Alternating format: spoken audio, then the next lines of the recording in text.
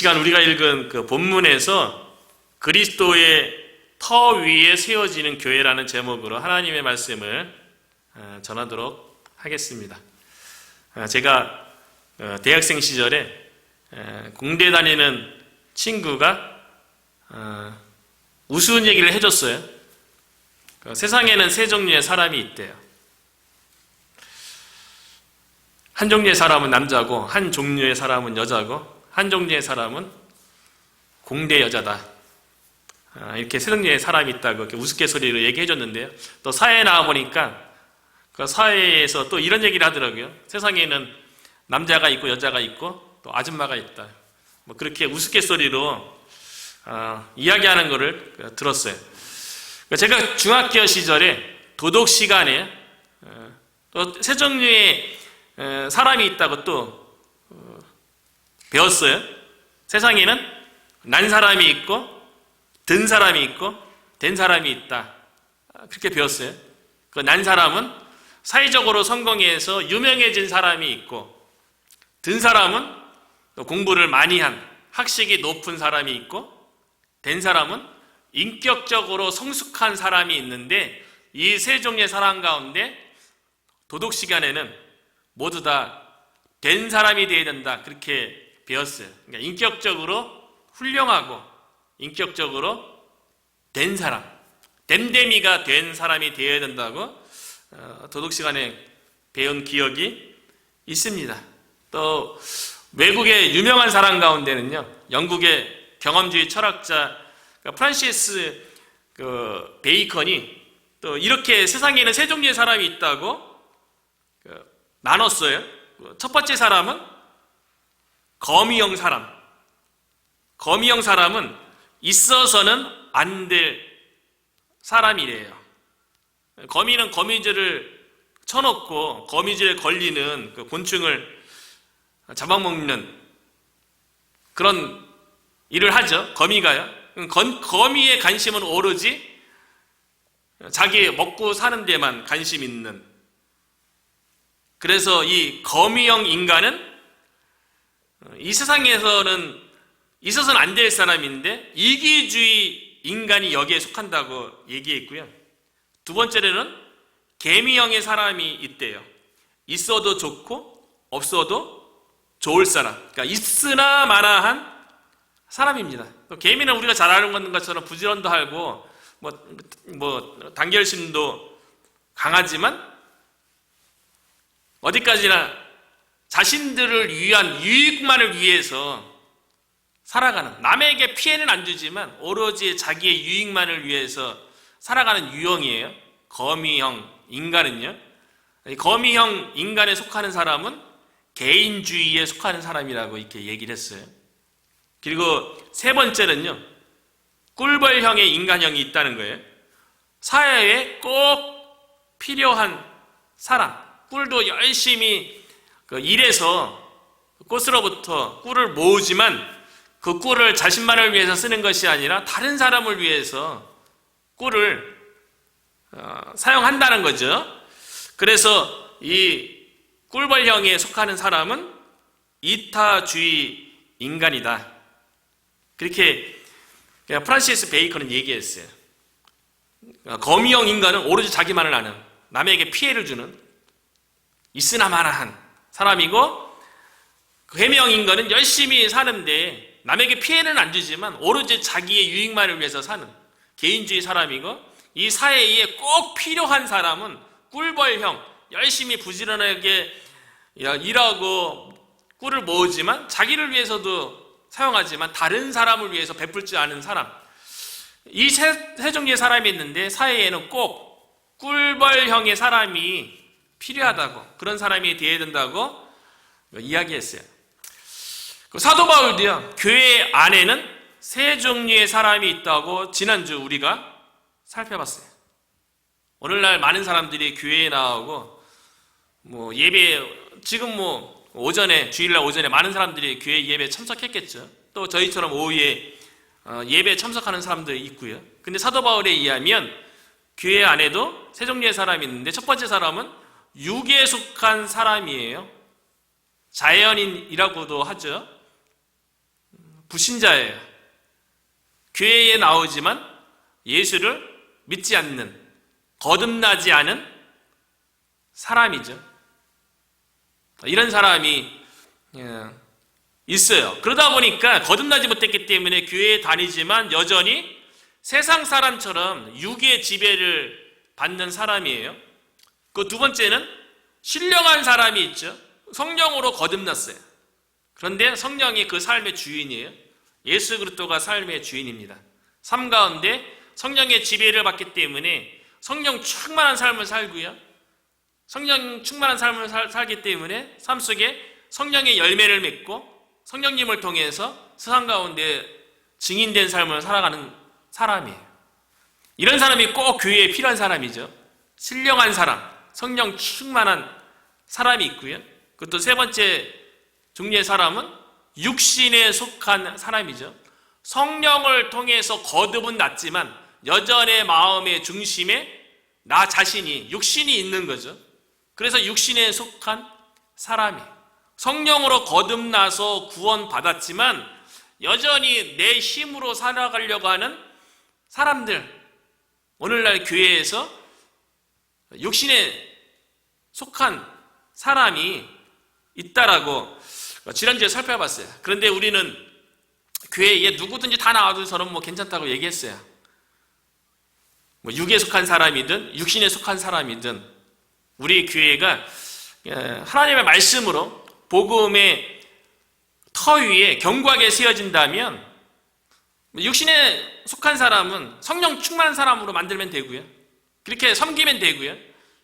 그리고 육에 속한 사람은, 아직 거듭나지 못한 사람은 복음을 통해서 거듭날 수 있도록 섬기면 되기 때문에 그런 거죠. 그런데 교회에 꼭 필요한 사람은 신령한 사람, 성령 충만한 사람이라는 거죠. 그런데 오늘 본문에서는 이 세 종류의 사람 가운데 특별히 육신에 속한 사람에 대해서 책망하는 내용이, 구체적으로 책망하는 내용이 오늘 본문의 내용이에요. 그러니까 지난주까지는 교회 안에 세 종류의 사람이 있다고 얘기하고 또 오늘 본문에 이어서는 육신에 속한 사람들에 대한 책망이 오늘 본문에 기록되어 있어요.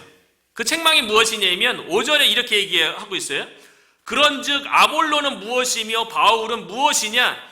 그들은 주께서 각각 주신 대로 너희로 하여금 믿게 한 사역자들이니라.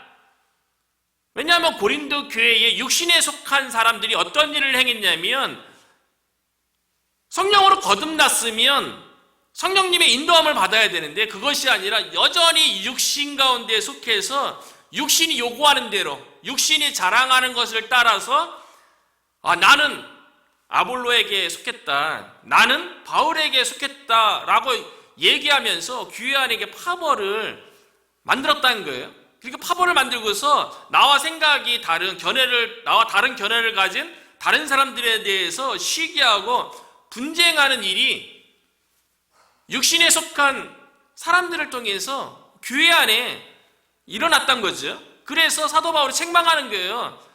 아볼로가 누구냐? 바울이 누구냐? 그런데 그 사도 바울이요, 바울은 사람이잖아요. 그 아볼로도 사람이잖아요. 그리고 고린도 교회에서는 귀한 사역을 감당한 사람들인데 무엇이냐 이렇게 반문하는 걸 보면 나는 바울에게 속했다, 나는 아볼로에게 속했다 얘기하는, 그렇게 이야기하는 육신에 속한 그 사람들에 대해서 무시하고 경멸하는 거예요. 교회 다니면서 나는 바울에게 속했다, 나는 아볼로에게 속했다 이렇게 이야기하는 것이 그게 하나님 앞에서 무슨 의미가 있냐는 거죠. 그들은 다 하나님의 사역자라는 거예요. 주께서 세우신 하나님의 사역자라는 거예요. 그러니까 사도 바울이 고린도 교회에 복음을 전해서 고린도 교인들이 모이고 또 그 모인 고린도 교인들을 나중에 아볼로가 와서 목회를 잘했죠. 그래서 고린도 교회가 성장했어요. 그런데 사도 바울이든 아볼로든 그들은 하나님의 사역자에 불과하지 그들이 그 사역의 주인공이 아니라는 거예요. 주께서 보내서 쓰임받은 바울이고 아볼로라는 거예요. 그런데 바울이 무엇이냐는 거예요. 아볼로가 무엇이냐는 거예요. 아볼로와 바울을 쓰신 주님이 중요한 거죠.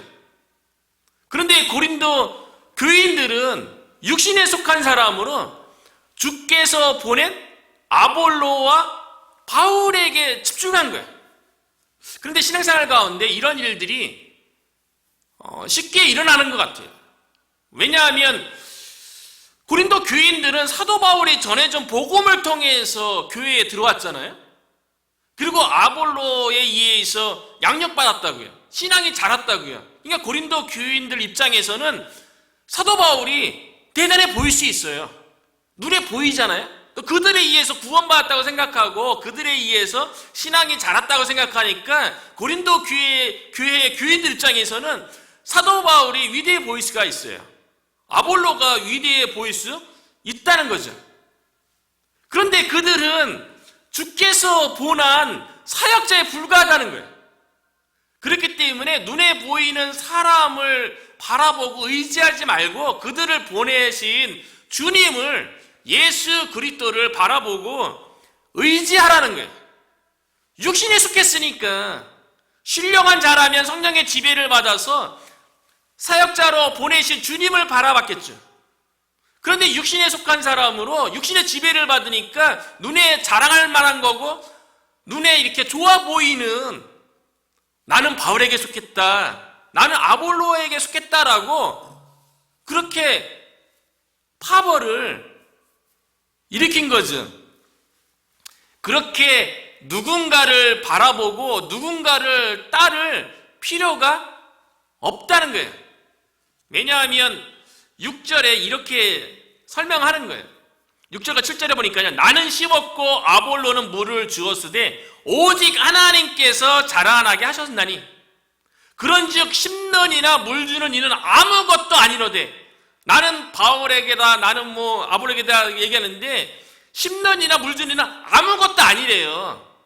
사도 바울도 그렇고 아볼로도 아무것도 아니로되 오직 자라게 하시는 이는 하나님 뿐이니라. 오직이라고 계속 강조하잖아요. 뿐이니라. 하나님을 강조하잖아요. 하나님께서 사역자로 사도 바울을 통해서 심었고 복음을 심었죠.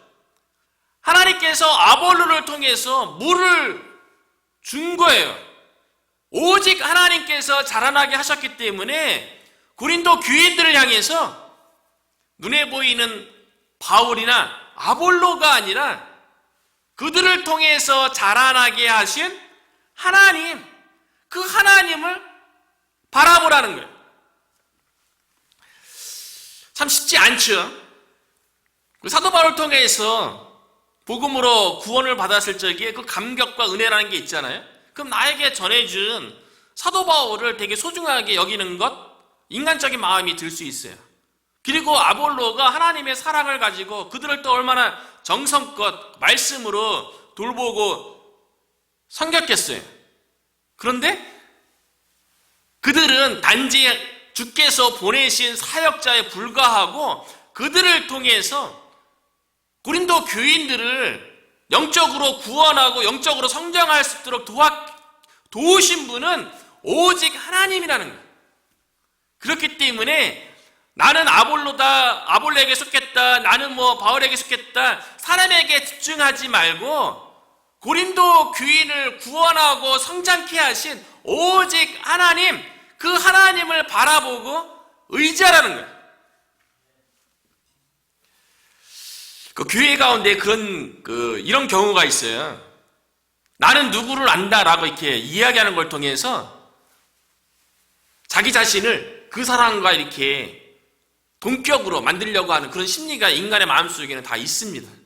그래서 너 유명하거나 뭔가 뛰어나거나 잘 나가는 사람에 대해서 실제로 깊은 교제가 있거나 잘 알거나 그런 거 아닌데 나 누구 안다? 그렇게 말하는 걸 통해서 나도 그와 같은 비슷한 사람이라는 거를 은연중으로 높이려고 하는 그런 육신의 생각이 있죠. 그런데 고린도 교회 안에도 사도 바울이 얼마나 뛰어난 사역자입니까?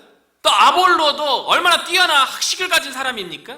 그러니까 약간 좀 이렇게 교회 안에서도 그렇고 고린도 지역에서도 나 사도 바울 알아. 나 사도 바울에게 속했어. 나 아볼로 알아. 아볼로에게 속했어. 그러면 자기 자신들이 마치 바울처럼 아볼로처럼 동급인 것처럼 그렇게 생각하고 추종하는 거죠. 그런데 교회는요, 아무리 사도 바울에 의해서 고린도 교회가 개척되어지고 지금 아볼로 목사님이 목회를 한다 할지라도 그 교회의 주인은 하나님이세요. 하나님께서 사람을 통해서 일을 하시지만 교회의 주인은 하나님이세요. 사도 바울이 개척했다고 사도 바울의 주인 역할을 하면 안 되는 거죠. 아볼로 목사님이 지금 고린도 교회로 목회한다 할지라도 아볼로 목사님의 교회가 아닌 거예요. 하나님의 교회죠. 그래서 고린도전서 1장 2절에 보면 사도 바울이 고린도 교회에 서신을 보내면서 뭐라고 고린도 교회에 대해서 설명했냐면 고린도에 있는 하나님의 교회라고 얘기했거든요. 고린도 교회만 하나님의 교회입니까? 이 세상에 있는 모든 교회가 하나님의 교회예요. 하나님께 속한 교회인 줄로 믿습니다. 아무리 교회 개척자가 있고 아무리 목회를 잘해서 교회를 성장시키는 목회자가 있다 할지라도 그들의 교회가 아닌 거죠. 그런데 고린도 교인 중에 나는 바울에게 속했다, 나는 아볼로에게 속했다 이렇게 얘기하는 것은 아무것도 아니로되 그들은 하나님께서 쓰신 사역자에 불과한 거예요. 그렇기 때문에 교회에서는 누구 사람에게 속하는 게 아니고요. 그리고 누구 사람의 가르침과 사상에 의해서 교회가 세워지는 게 아니고요. 하나님에 의해서 하나님께서 세우신 사역자들을 통해서 복음의 씨를 뿌리고 물을 주어서 하나님의 말씀을 통해서 돌보고 사랑해서 자라게 하신다는 거죠. 그렇기 때문에 사람을 추종하는 것이 아니라요. 하나님을 따라야 되는 거예요. 하나님만 바라보고 의지해야지 된다는 거죠. 그런데 우리 주변에 있는 이단들을 보면요. 대부분 다 교주에 대해서 칭찬하고 교주를 높이고 교주의 사상과 교리에 대해서 칭찬하는 것을 보게 돼요. 많은 이단들이 그렇지 않습니까? 우리가 일반 교회에 대해서는 누구의 교회다 이렇게 얘기 안 하는데 이단들은 다 누구의 교회도 아니면서 또 교회랑 또 좋은 이름 다 갖다 붙였어요. 그 문선명의 통일교, 문선명의 통일교라고 얘기하잖아요. 그 이만희의 신천지, 그 안상홍의 하나님의 교회, 거기가 하나님의 교회가 아니죠. 갖다 붙인 교회도 아니죠. 교회를 붙인 것 뿐이죠. 다 뭐 이재록의 만민중앙교회, 뭐 김기동의 성락침례교회, 그들만의 교리와 사상이 있잖아요. 김기동의 성락침례교회도 모든 것은 다 귀신의 장난이라고, 가다가 돌부리에 부딪혀서 넘어져도 그 귀신의 역사라고, 다 모든 것을 귀신의 역사로 보는 그런 사상, 그거 가르침에 의해서 세워진 거 아니에요? 사람이 강조되는 게 아니고요. 하나님께서 사람을 쓰시죠. 그러나 하나님의 교회는 하나님을 바라보고 하나님께서 자라게 했기 때문에 하나님을 바라봐야죠. 그래서 사도 바울이 9절에 이렇게 얘기하는 거예요. 모든 교회는 오직 하나님의 소유이기 때문에 9절에 이렇게 얘기하죠. 우리는 하나님의 동역자들이요. 우리는 사도 바울과 아볼로를 얘기하는 거예요. 하나님께서 쓰신 동역자에 불과한 거예요. 그리고 너희는 고린도 교인들이죠. 하나님의 밭이요 하나님의 집이니라. 사도 바울이 고린도 교회를 하나님의 밭이다, 하나님의 집이다, 그렇게 이야기하고 있어요. 그러니까 아볼로하고 사도 바울은 하나님의 밭이고 하나님의 집인 고린도 교회에서요. 밭에서는 무슨 일 합니까? 경작을 하잖아요. 땅을 파고 그것에 씨를 뿌리고 그것에 물을 주고 그 밭에서 열매를 맺도록 사도 바울과 아볼로는 사역자로 부름받아서 일한 것 뿐이에요. 그 나머지 그 씨가 싹이 트고 씨가 자라고 나중에 열매 맺게 한 이 모든 일들은 사도 바울이 한 게 아니고요. 아볼로가 한 것이 아니라 하나님께서 하셨다는 거예요. 그러니까 교회는 하나님의 밭이라는 거예요. 그리고 교회는 하나님의 집이라는 거예요. 견고한 터 위에, 기초 위에 건축 자재에 의해서 건물이 세워지고 서로 연결되어져서 집이 완성되어지고 세워지는 것처럼 교회에는 하나님의 집이라는 거예요. 그런데 사도 바울이 그 기초를 놓을 때 건물을 올릴 적에 사도 바울과 아볼로가 하나님의 동역자로 쓰임받았다는 거죠. 사도 바울이 특별히 교회를요, 하나님의 집이라고 설명하고 있어요. 그러니까 교회가 세워지는 것은 건물이 세워지는 것과 유사하다는 거예요. 그래서 11절에 보면 이 닦아둔 것 외에 능히 다른 터를 닦아둘 자가 없으니 이 터는 곧 예수 그리스도라. 교회는 하나님의 집인데요, 하나님의 집이 세워지는 데 있어서 그 터는, 기초 공사는 예수 그리스도래요. 교회는 예수 그리스도에서 세워지는 거예요. 사도 바울의 가르침과 사상에 의해서 세워진 게 아니고 아볼로의 교리에 의해서 교회가 세워지는 게 아니에요. 사람의 누구의 가르침으로 인해서 교회가 세워지는 것이 아니라 오직 교회의 터, 교회의 기초 공사는 예수 그리스도 위에 세워진다는 거죠. 사도 베드로가 가이사라 빌립보에서 예수님에 대해서 올바른 신앙 고백을 하잖아요. 주는 그리스도시요 살아계신 하나님의 아들이십니다 라고 고백했을 때 예수님께서 뭐라고 얘기합니까? 내가 이 반석 위에 내 교회를 세우리니. 예수님이 그리스도고 예수님이 하나님의 아들이라는 이 신앙 고백 위에 예수 그리스도, 예수가 그리스도다, 예수가 메시아다, 예수가 구세주다, 이 고백 위에 이게 교회의 든든한 기초가 되어서 건물이 세워지는 거죠.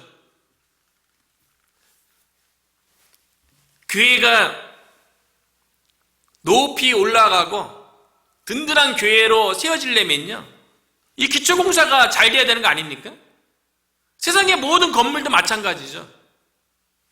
한국에 가장 높이 올라간 건물이 롯데 월드타워래요. 그래서 그 롯데 월드타워가 세계에서는 5번째고요. 한국에서는 가장 높은 건물인데요. 이게 123층이라 그래요. 123층이면 높이만 해도 555m니까요. 엄청난 건물 아니에요? 그런데 그와 같은 건물이 어떻게 세워졌는지 그 기초 공사에 대해서 한번 검색해 봤어요. 123층의 그 엄청난 규모의 건물이 땅 위에, 터 위에 올라가기 위해서 그 터 공사, 기초 공사가 어떻게 되었는지 검색해 보니까요, 123층의 그 건물을 짓기 위해서요, 지하 38m를 파갖고 터를 만들었대요.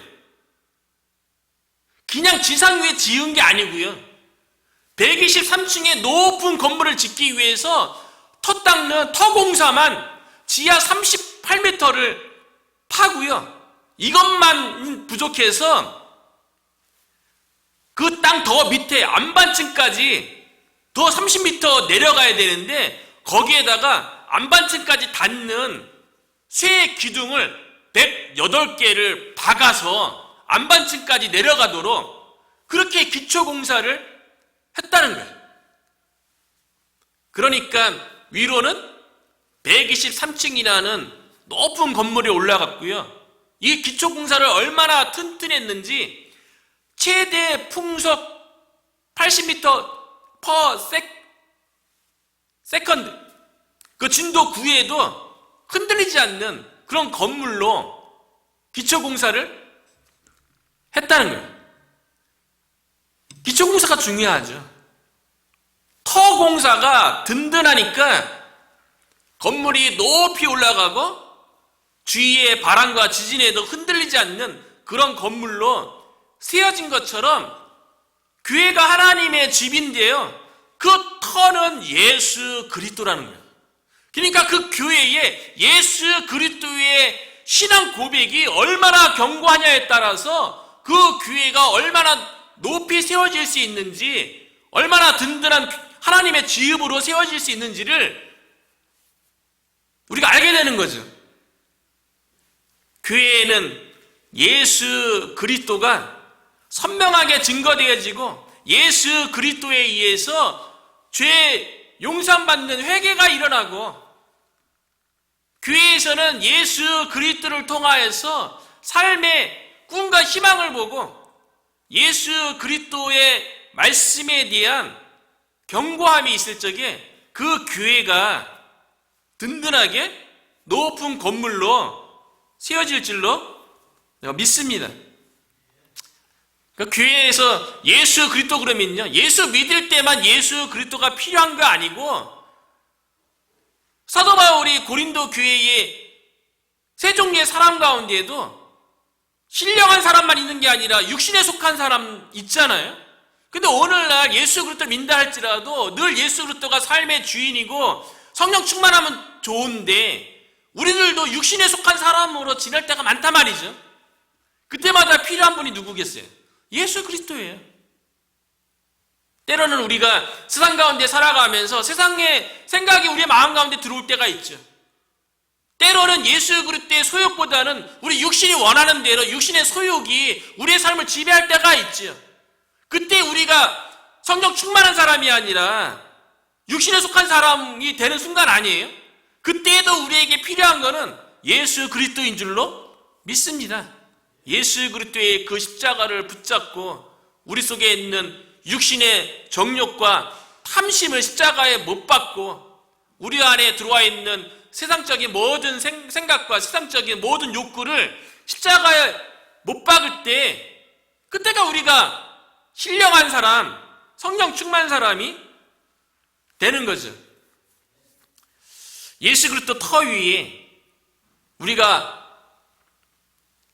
하나님의 집으로 든든히 세워지기를 참 기도하고 간절히 소원합니다.